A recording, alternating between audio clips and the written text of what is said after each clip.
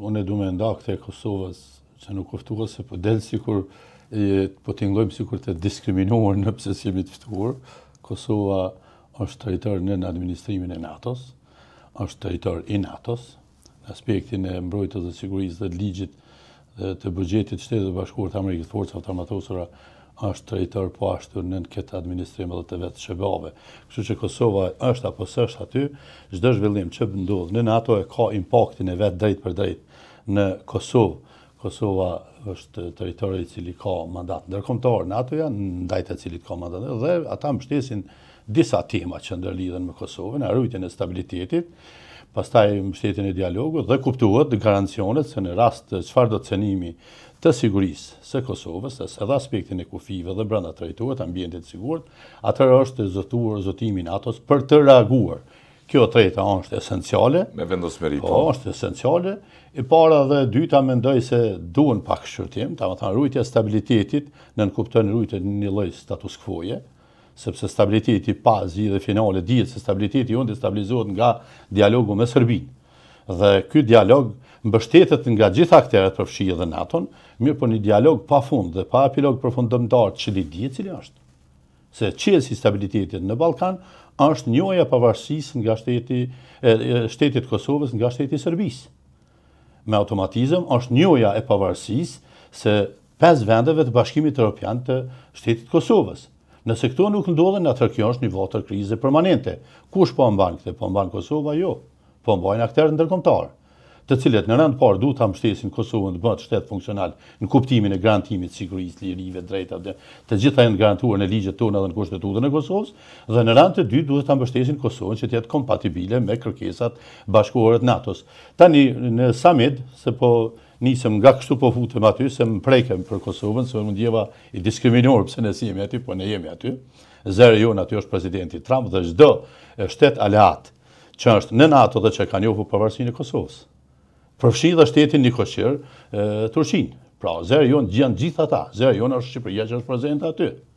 Dhe zëri jonë është çdo shtet fqina, Kroacia, të tjera për rreth që janë prezente aty dhe që Kosovën e kanë koqi, fqin, dhe çdo destabilitet në Kosovë ka impakt edhe në stabilitetin e tyre rajonal, që do të thotë në tërë stabilitetin e Ballkanit perëndimor dhe faktikisht edhe mesdheut. Ky stabilitet po thuhet është i cenueshëm për sa kohë që nuk derisa nuk njihet pavarësia, statusi i Kosovës, që është shtet i pavarur, demokrat, i njohur në kufit ekzistues nga Shtetet Bashkuara të Amerikës dhe 116 shtete më shumë të botës, nuk mundesh me thonë se është mbyll kutia e konfliktit në Ballkan.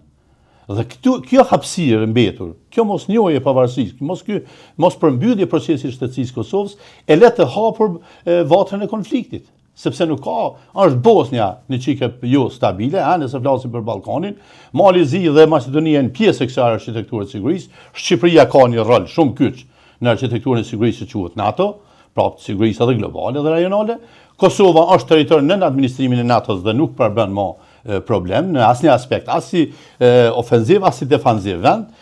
Problemi mbetet jo stabiliteti shifet tek Bosnia, e cila po ashtu ka impakt pikërisht nga Serbia, e tani çfarë do të thotë? Se tërë fokusi diplomatik, ajo soft diplomaci duhet bëhet më agresive në raport me Serbinë, kuptohet, duke mos e djegur hellin, sepse Serbia dihet që është një proxy, një Iran i Ballkanit për Rusinë. Dhe në dy objektivat boshte strategjike ruse anti-amerikane, njëri prej tyre është edhe Serbia, përmes cilës ose edhe lufta në Ukrainë dhe kapja Odesës, futja në detin zi, mesdheut, izolimi i ishullit të margaritarëve dhe dalja në Atlantik. Pra, kjo është, prandaj kur po flas për Kosovën, Kosova është ajo nyja që duhet mbyllet.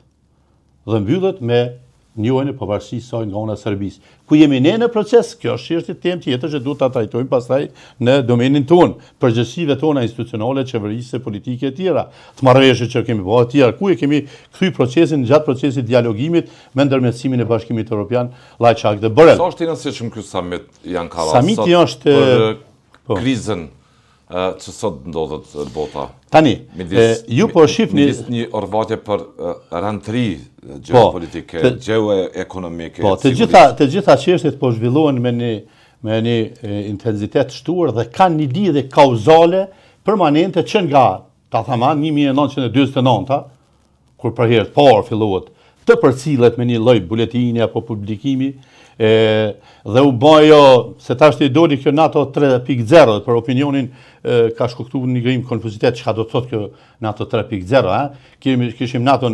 1.0 që ishte 49 dhe deri në vitin 90-91, pastaj ishte NATO 2.0 që ishte 91 deri në kjo 49-90 ka qenë lufta kryesisht lufta kundër BRSS, izolimi për SSS, si them, parandalimi i BRSS shndërrohet në një hegemon të rrezikshëm për rajonin dhe për botën perëndimore në përgjithësi.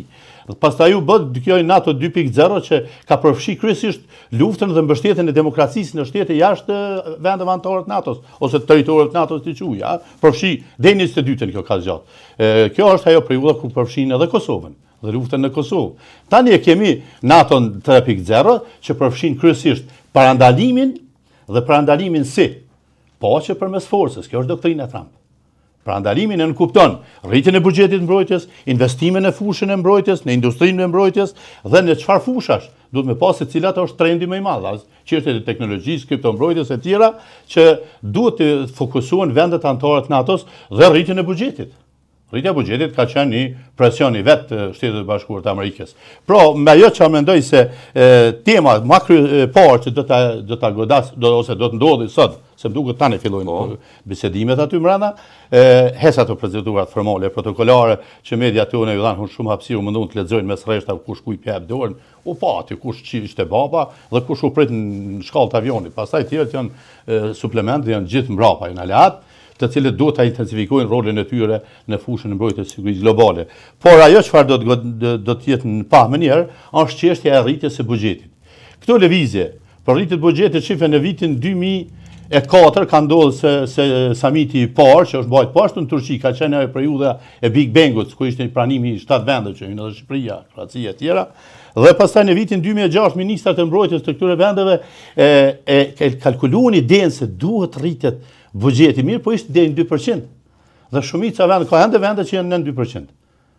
A kupton? Dhe ishte një masë shumë e vogël dhe një masë që e bënte të paqëndrueshme NATO-n, si aparati kryesor mbrojtës në Bashkimin Evropian, përballë ambicieve të një Rusie që ishte në tendenca zhvillimit edhe të hegemonit.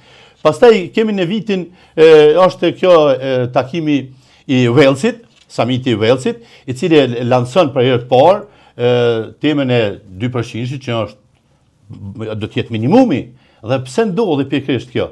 Pikërisht ndodhi sepse ishte viti 14 dhe ndodhi aneksimi i Krimes nga ana e Rusisë. Dhe u pa se NATO nuk ishte e gatshme të përballet me Rusinë, nëse dëshironte vetë mbrojtja të Evropës duke mbrojtur Krimen, se Krimeja, Ukraina, këto janë territore faktikisht portat hyrëse të sigurisë ose jo ndaj vendeve të Bashkimit Evropian dhe aleatëve të NATO-s. Dhe u detyruan të konstatojnë se 2% që është minimumi. Mirë po, në vitin 2025, samiti i Hagës konstatoi se 2% që është i pamjaftueshëm. Dhe u pa se Bashkimi Evropian në agresionin rus në Ukrainë në vitin 22, Bashkimi Evropian dhe aleatët e NATO dhe vetë NATO ishin të paafta për të përballë me Rusinë, me agresionin rus, po edhe aleancat e saj mbështetja nga Kina, vende të tjera, Koreja, ku ta diun. Dhe çka ndodhi? Ishte doktrina Trump ajo që i vuri në sikletë dhe ju tregoi presidenti Trump se edhe pse edhe tani do të jetë në fokus përforcimi edhe mbështetja fortë e kapitullit 5 të traktatit NATO-s, pra nëse sulmohet një antar i NATO-s është sulmuar tërë aleanca, pra gjithë në mbrojtje e tij, atëherë presidenti Trump në agresionin rus në Ukrainë i ka dhënë disa shenja në kuadër doktrinës tij, paqe përmes forcës, i ka dhënë disa shenja se nuk do të jetë i gatshëm ta mbështes vendet e Bashkimit Evropian, nëse ato nuk rrisin shkallën e shpenzimeve për mbrojtje. Dhe ky limit apo kjo ishte 5%, i cili doli në samitin e Hagës si detyrim. Dhe tani në raportimet fillestare, në bazë të aty në publikimeve që bën Selia NATO-s, del se shumë pak vende, janë disa vende baltike, Lituania, Estoni, që e kanë mri atë 5%. Spanja nuk e ka mri. Po, Spanja s'kur një shtetë kënejna brenda vetë Shqipëria ka 3 pikë diçka. Shqipëria njoftoi se ka të kaluar këtë plan mbi 2%. Po, mbi 2% është, tash nuk po flasim më për 2%, na po flasim për 5%.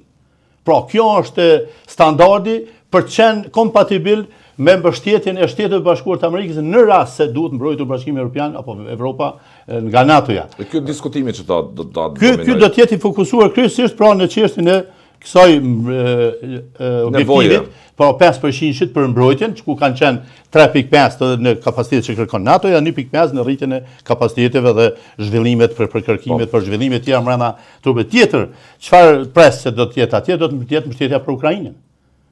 Ukraina është fushë betejë ku tërë bota demokratike për lufton kundër hegemonizmit rus, të mbështetur kinez, korean, indian e të tjera. Pra, mbështetja për Ukrainën besoj se do të jetë temë qendrore dhe mbetet bosh kyç prapë atje dhe tema kryekyçe që po pritet të debatohet do të jetë forcimi i industrisë mbrojtje, do të jetë forimi i industrisë ushtarake, një që do të mbahet njëkohësisht me samitin, në kuadër të samitit dhe aty do të jenë pothuajse të gjithë përfaqësues e shteteve, e industrive, e ekspertë ku ta diun, të cilët do të analizojnë mundësitë për fokusim në industrinë e mbrojtjes.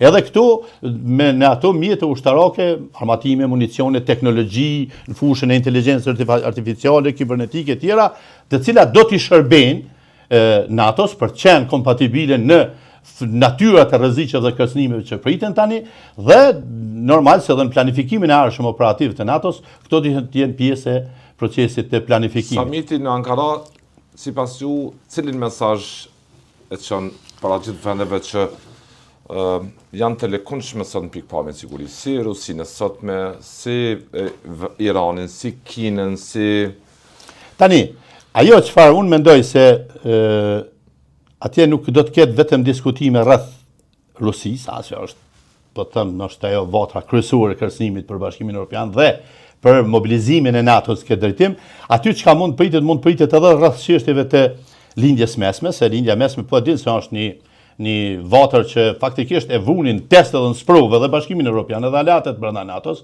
edhe mos harroni atë shpejn, ata nuk ishin aty për ne. Presidenti Trump kur detyruat se sulmojnë lindjen e mesme, një proxy të Rusisë, në të mbështetur edhe nga Kina, me organizatat shumë të terroriste që cënonin jo vetëm sigurinë e SBA-ve, por edhe të aleatëve të saj, por shikoj edhe Izraelin. Dhe deklarata e presidentit ata nuk ishin aty për ne, është një mesazh i qartë vendet të Bashkimit Evropian se asun s'do të jem te ju. Edhe në këtë tendencën për ta mbështetur qëndrimin për mbrojtje kolektive, të kapitullin 5 të traktatit NATO-s, ai presidenti Trump i ka ju ka treguar se ju nuk ishin aty për ne. Negociata me tjetër çka janë, mund të jenë edhe natyra e këtyre formave hibride të rrezikimit, to proxit kanë forma të ndryshme të veprimit, lufta kibernetike do të ketë rolin e vet. NATO çon në krye me Trump këtë mesazh. NATO është e fortë. Po forcohet dhe po konsolidohet për brenda saj për të përballur me një botë gjysmë të çmendur të diktatorëve e autokratëve në botë. Ajo çfarë unë mendoj se do të përquhet, do të jetë se NATO duhet me dalë sa më e fortë nga ky summit.